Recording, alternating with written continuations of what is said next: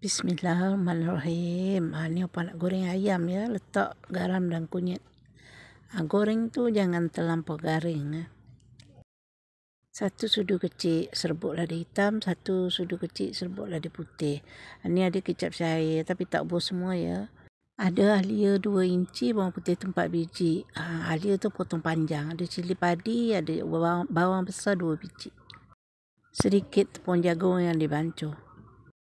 Assalamualaikum warahmatullahi wabarakatuh. Hari-hari pun jumpa ya. Okey, apa khabar sahabat semua? Para sahabat semua sihat selalu, dimurahkan rezeki. Amin, amin, amin. Hari ni Opa masak ayam ya. Ayam masak halia.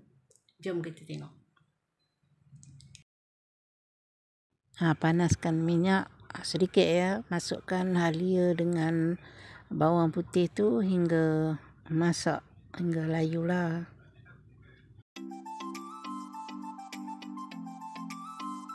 Halia dengan bawang putih pun dah masak, masukkan ayam goreng tu ya. Gaul rata semuanya ayam dengan bawang tu.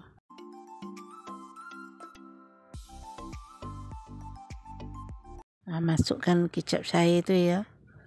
Tapi jangan masuk semua yang nanti gelap sangat pula.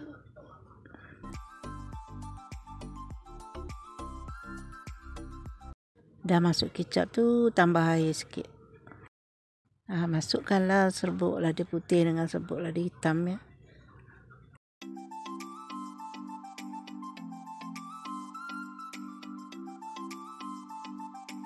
Masukkan air tepung jagung yang dibancuh tu ya.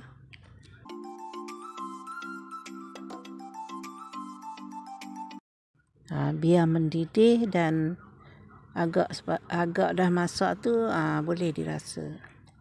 Opa tambah serbuk perasa ya. Masukkan cili potong dengan bawang potong tu ya, bawang besar.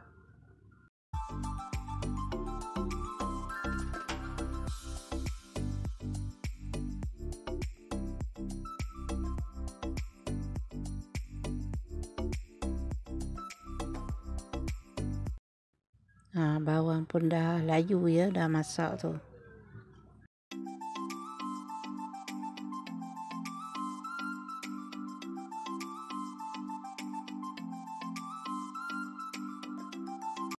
Dah pun masak, dah tutup api dah ya. Opa letak daun bawang ya. Assalamualaikum warahmatullahi wabarakatuh. Jumpa lagi di lain video. Boleh dimakan dengan sambal belacan ya, sebab ayam ni masaknya dia tak pedas. Selamat mencuba.